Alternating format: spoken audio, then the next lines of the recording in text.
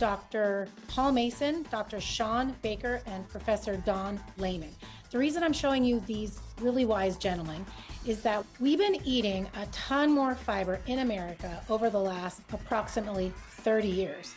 And what have we gotten from it? More diabetes, more Crohn's and IBS, more mental health issues, joint issues such as arthritis, skin such as eczema and psoriasis. And it's really due to the myth of fiber, which I'm going to present to you today. Once you start diminishing your consumption of fiber drastically, you're going to notice a difference in your gut health, in your mental health, your skin and joints. So join me today. We'll be on this journey together to talk about the myths of fiber. The trend over the past maybe 20 years is to eat more chia seeds, flax seeds, quinoa, rice, and lentils, and it doesn't seem to be helping us lose weight or do better in the bathroom. So if you give me a few minutes of your time, we'll be on this journey together. I'm glad you're back to my channel, Growth Factor. Fiber is one of the most important topics in your health. What I tell my clients, my friends, my neighbors, when have you ever read a study on fiber? What makes you think fiber is important for your gut? So usually when you go to a doctor and you say, I'm having trouble in the bathroom, constipation, they'll say, take this fiber. I won't name the brands, any pharmacy, and you'll see tons and tons of pills, shakes, powders for fiber. Does it help? No, I've used them in the past. It never helped. And I always wonder, why is it not helping? You know, when you have prunes and prune juice, it usually causes gas. It doesn't help that much. It's not like you are cured. I'm going to show you two doctors that explain how to heal from constipation. And who can you guess would be the group of people that are highest in constipation? It's people who eat the most fiber, either fiber from their diet, fiber from supplements. So if you've got kids or grandkids and you're recommending increasing their fiber or getting them pills or powders, I recommend don't do that. There's something you can do, and we could talk about that. There's a book I recommend you buy. It's called The Fiber Menace. And I'll give you a very quick summary. I mean, the basic summary is study fiber. If you look into fiber, you'll see it's not needed. It causes gut problems like IBS and Crohn's. It can cause mental health problems because it's affecting your gut. So you can get anything from anxiety, doom, depression, even schizophrenia. And I can show you Dr. Chris Palmer, who talks about that. He has clients that have schizophrenia. One example is from age 17 to 68. Once she started changing what she ate, getting rid of fiber, her schizophrenia went away. Now I'm going to show you Dr. Chris Palmer. He became a psychiatrist because when he was around 12 or 13, his mother was 42 when she became schizophrenic due to some circumstances within her family. It motivated him to help others, and he does this through utilizing the keto or carnivore diet. And here's Dr. Chris Palmer. His book is Brain Energy. Her real name is Doris. And Doris had a horrible childhood. She had a lot of PTSD, depression, other things. By the time she turned 17, she was diagnosed with schizophrenia. She had daily hallucinations and delusions. Over the ensuing decades, she tried numerous antipsychotics, mood stabilizers, antidepressants, and other medicines. None of them worked to stop her symptoms. She slowly but surely gained massive amounts of weight. And by the time she was 68, she was miserable, hated herself, hated her life. From the ages of 68 to 70, she tried to kill herself at least 6 times and was hospitalized for those suicide attempts. And at the age of 70, she was referred to a weight loss clinic at Duke University, where they were using the ketogenic diet as a weight loss method. And she decided to give it a try for whatever reason.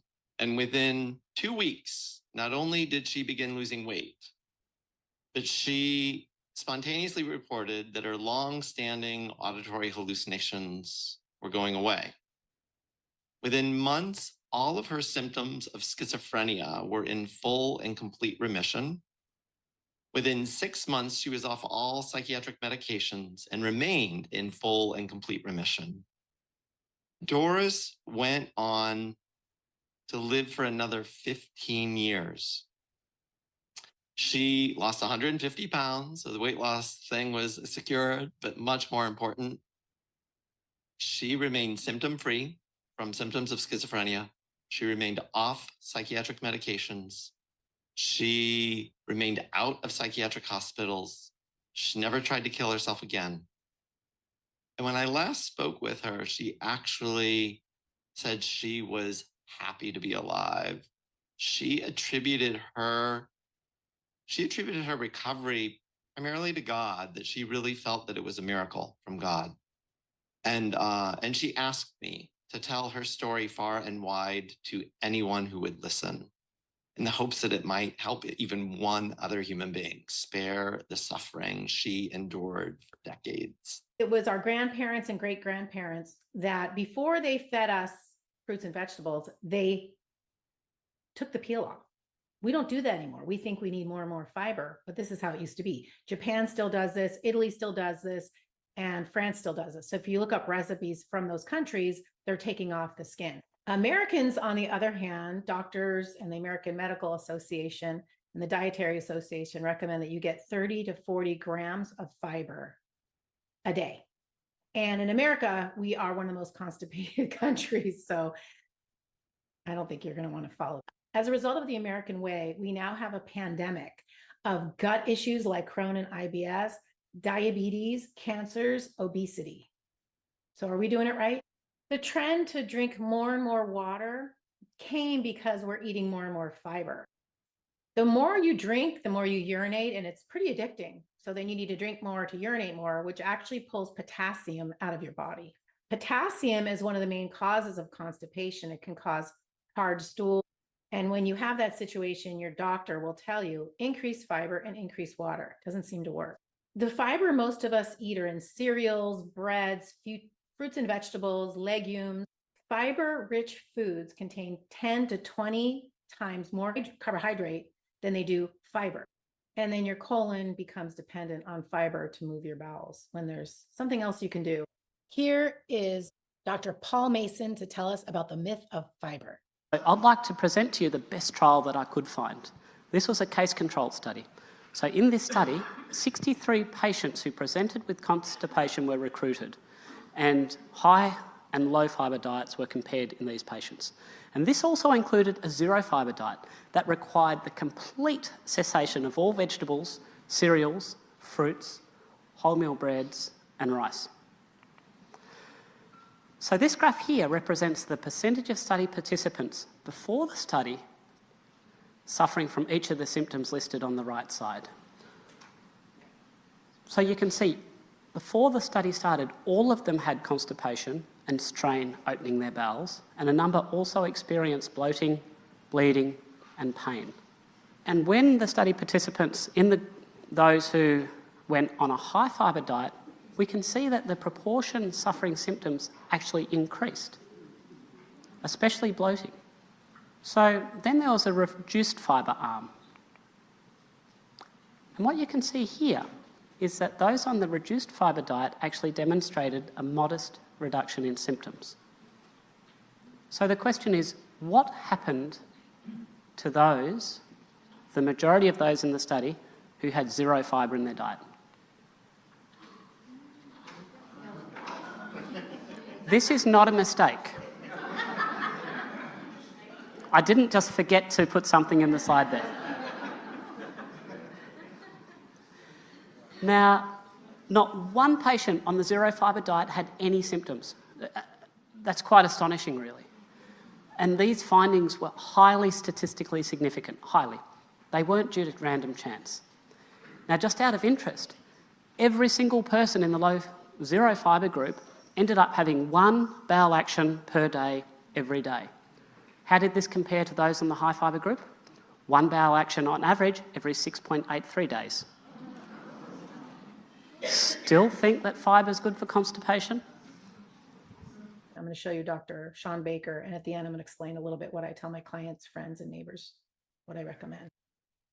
Here is Dr. Sean Baker to tell us about the myth of fiber. Now, we hear that fiber is essential, that people that eat more fiber are almost always invariably going to have a better health result. And I have some serious questions, and I think there's some nuance around it. So let's get into it. So first claim out there is fiber is what you need if you have constipation. Well, that in fact often is not the case. In fact, fiber is often adding indigestible bulk to your stool. And if you have constipation, has been shown, certain types of fiber have been shown to actually slow down digestive transit time. So that can actually even slow things down even more, which can lead into things like gastrointestinal disorders, constipation, gastritis, dyspepsia, peptic ulcers, IBS, ulcerative colitis, enteritis, or Crohn's from the chronic inflammation that's being seen there. To decrease your chance of constipation-related disorders, research shows that by eliminating or reducing fiber, that can help significantly. The second claim is that fiber is essential for lowering your cholesterol. Well, there is some level of truth that it can indeed bring down levels of LDL cholesterol.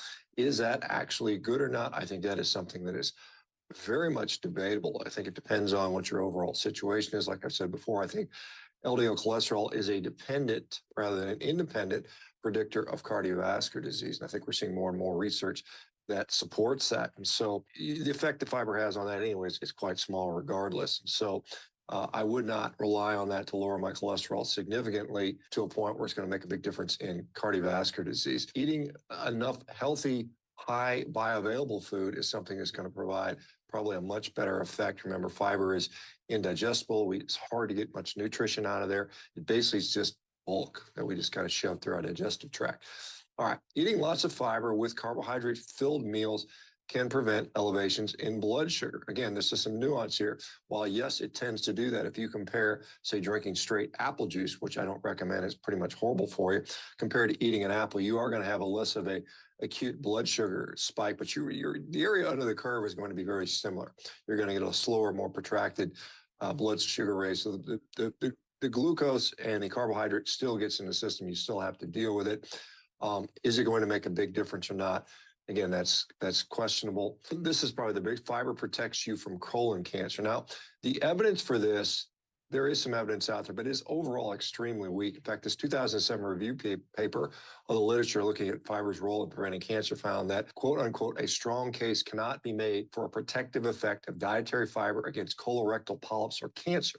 Neither has fiber been found to be useful in chronic constipation and irritable bowel syndrome. So it's I think his claims are largely overrated. So for better or for worse, fiber doesn't seem to prevent constipation, cancer, or IBS. What about weight loss? So people often talk about satiety and weight loss, and some of these claims come around the fact that a healthy microbiome requires fiber, and that's going to help you to have better digestive health, and you're going to lose weight. However, research on both fermentable and non-fermentable fibers show that neither fiber gave much of a significant satiety or weight loss benefit. However, eating bioavailable fats, proteins, and nutrients in meat and other low-carb foods often will trigger your natural safety cues.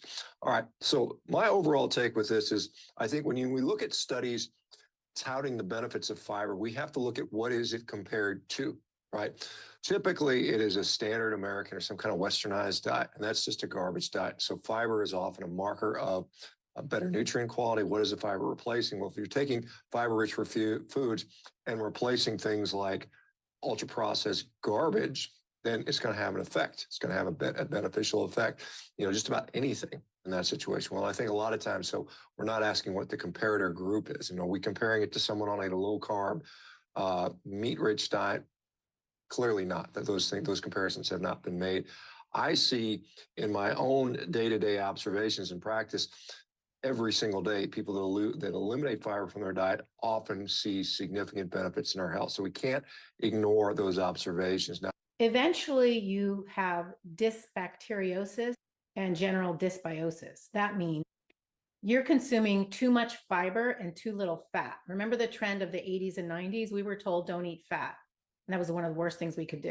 If you look at photos, group photos at concerts or anywhere, in the 50s, 60s, and 70s, people were generally thin. And today we're generally chubby. We all struggle with a little bit of belly fat, arm fat, face fat. It's really tough not to be chubby these days. And it is because of an increase in foods with fiber.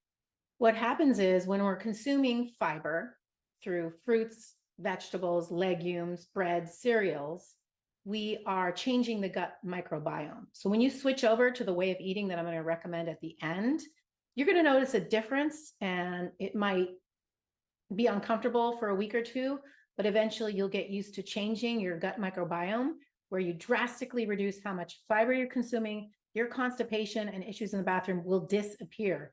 And you can see this through studies. After the proper gut bacteria is gone, fiber replaces it. For a while, this change in the gut microbiome, increasing fiber, it's going to work. It'll make you really proud in the bathroom. You'll say, I go consistently every morning. I go 1, 2, 3 times a day, and it's bulky, but that's not the right way for your body to function. You're not supposed to have these huge things happening in the bathroom. It's your body. What you're supposed to do is eat food. It's supposed to be bioavailable. And so when you go to the bathroom, there's not much there, and there's definitely no wiping. Well, I'll show you now, biochemical nutritionist, Professor Don Layman. How humans evolved to be able to have, bigger brains and cover more distance and all of that. But your point about both digestion absorption and bioavailability are exactly on target.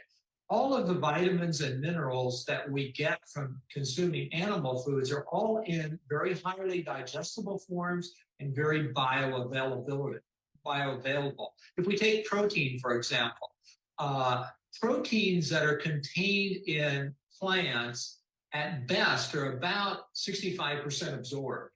So while the plant may have X amount of essential amino acids, you're only absorbing 65% of it because you simply can't digest it. It's bound up to the fiber matrix. And that's true whether you're talking about B6 or whether you're talking about vitamin A or vitamin D or zinc, whatever. They're bound to fibers. The plant doesn't have nutrients in it for our benefit. The plant has nutrients in it for the plant's benefit.